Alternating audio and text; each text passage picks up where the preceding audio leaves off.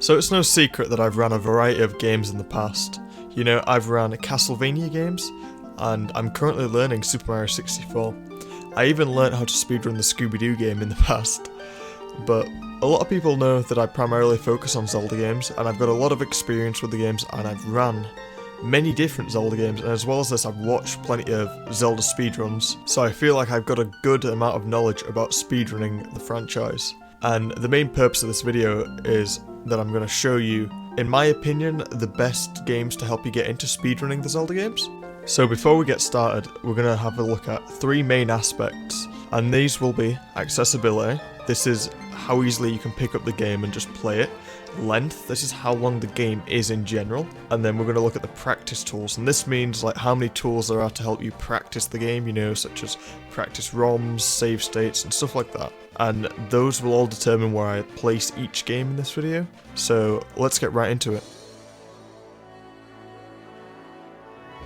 So for number 5, I'm going to choose Four Swords Adventures. And now some may be wondering why I'm choosing Four Swords Adventures.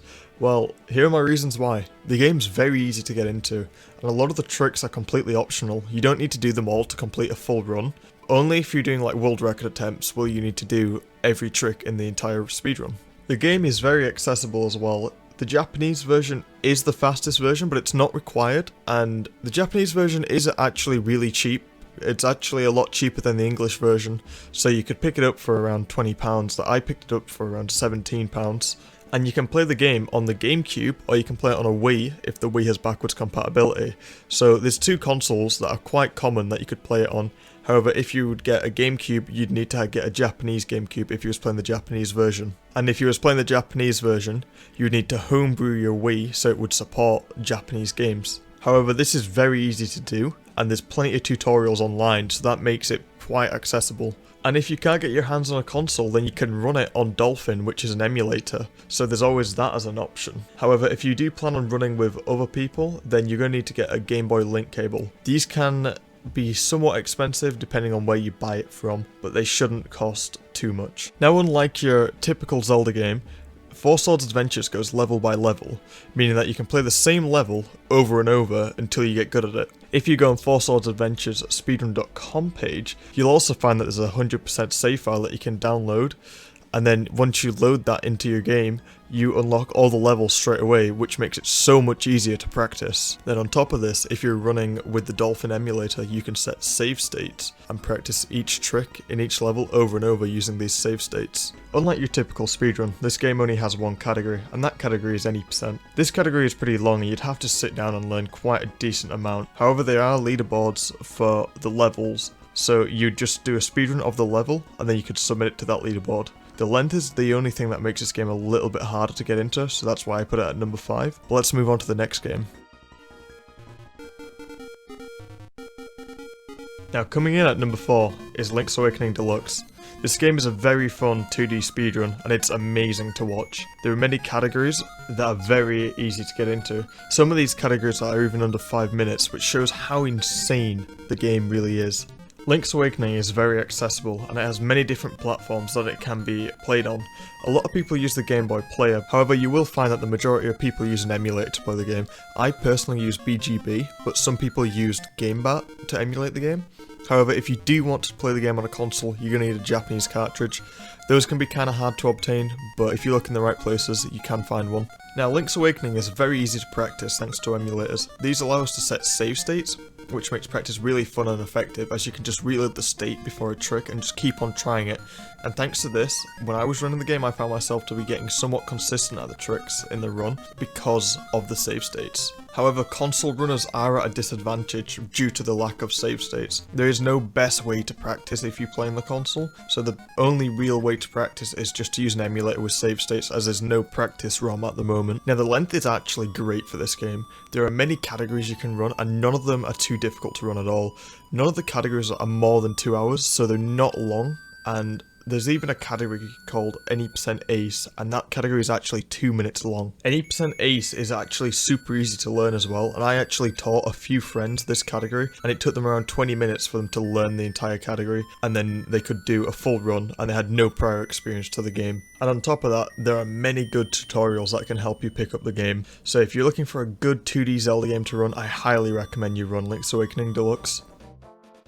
Now I must say, a huge thank you to Marshall for letting me use his run for the video, so make sure to check out his Twitch channel, the link will be in the description. Now this game is one of the most popular Zelda speedruns, and it would not make sense to not include it on this list. Now you can play the game on many different consoles, such as the SNES, the Wii, the 3DS, the Switch, and the SNES Classic. And if you don't have any of those consoles, emulator is also an option, so there's a wide variety of consoles that you can use to run the game. Now you do need the Japanese version of the game, and you need version 1.0 so that you can perform the glitches, but this version is not too hard to find and it isn't very expensive either. In terms of practice tools, there are plenty of tutorials for the game, and there is even a practice ROM that is on the SRC page, so the game is not too bad for practice. As well as this, if you run on an emulator, you can use save states to practice the game, and those are very useful. You can also use restore points to practice if you run the game on the Switch or the 3DS, because they have their own version of save states, which are called restore points. The length of the runs is very similar to Link's Awakening, so the majority of the categories are under the 2 hour mark, so if you have an hour and a half spare, this game is great to run. There is also a category called Any Percent with Major Glitches, and the world record for this category is 1 minute and 31 seconds by Lumig, which is absolutely insane. So if you're looking to speedrun a 2D Zelda game that is not too long, this game is great for that.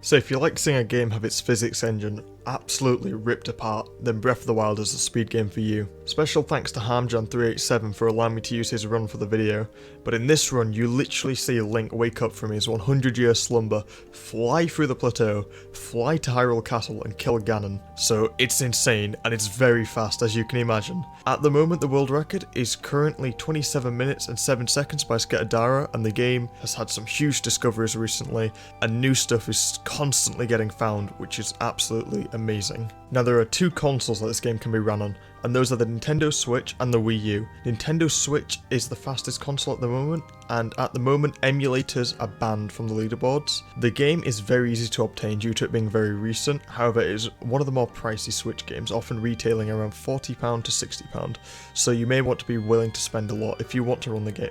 Especially if you want to run an amiibo category, you may be spending a decent amount of money. But if you are wanting to run the game, it is quite accessible due to the game and the Switch being a lot more recent than any of the other games that are featured on this list.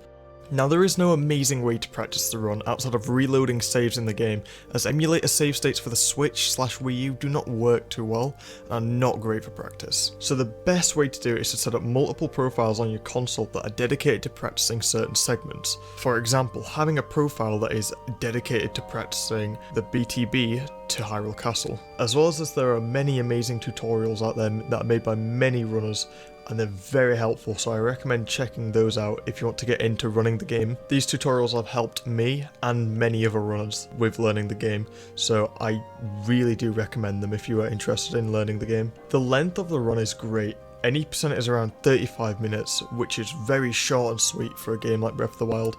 However, if you're wanting to run a more advanced category such as all dungeons or all main quest, then they will take significantly longer due to how long the game actually is itself. The game itself makes for an amazing speedrun, and if you've not seen the run, I highly recommend you go and check one out as they are insane. Now, let's move on to the final entry.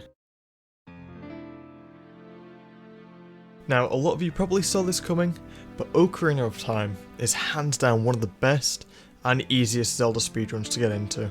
There are many categories that are great for beginners and many categories that are great for more advanced and experienced players, so it really has plenty to offer no matter what your skill level is with the game. You can run the game on many different consoles, so it is widely accessible. You can run it on the Nintendo 64, the GameCube, the Wii, the Wii U, and the iQ player. You can even run the game on emulator, which is where a lot of players, including myself, started. Most players will play on the Wii Virtual Console though, as it is the easiest and cheapest way of setting up the game. You don't need to purchase the Japanese version if you have a homebrewed Wii, and all you need is a GameCube controller or a classic controller to play the game, so it's very easy to just set up and play. Certain categories do require certain versions of the game, such as Ganonless requiring the Nintendo 64 if you want to grind for the world record. Any percent would require the GameCube or the Nintendo 64, however most categories can be run on any of the consoles, so anyone is able to run the game. Now, Ocarina of Time is very lucky to have its own dedicated practice ROM for almost every version of the game, and it is the best tool I have ever used for practicing speedruns. This is mainly because it allows save states on consoles, as well as this you can load any location in the game from the menu, which is very useful, and you can enable cheats and much more to help you practice. And there are plenty of other practice tools if you don't want to use the practice ROM, such as gecko codes and emulator save states, so those are great for practice as well. However, I do recommend getting the practice ROM if you can. Another thing that helps is that the game is incredibly popular, so because it's so popular you can literally just search on YouTube for the trick and you can find a tutorial on it. Also, there are many different categories you can run, such as any percent, GSR, MST, Defeat Ganon, and much more. The categories all have a great length, so you can easily find a category that works for you. There are plenty of beginner-friendly categories that you can learn quickly as well, such as GSR and Defeat Ganon. I personally learnt Defeat Ganon in 1 week just using emulator save states, and that category is around 20 minutes long, which is a great length. At the moment, the world record for Defeat Ganon is 16:49 by Richard Sage, and I highly recommend you check it out. But that's it for the video. I hope you all enjoyed, and if you liked the video, be sure to give it a like, and if you want to see more of my content, make sure to subscribe. I post 2 videos per week, and as well as this I stream over on Twitch at twitch.tv/culturox, and I stream 5 days a week, starting at 7 PM UK time, so make sure to give that a follow. The link will be in the description. But that's it for the video. Thank you so much for watching, I really appreciate it.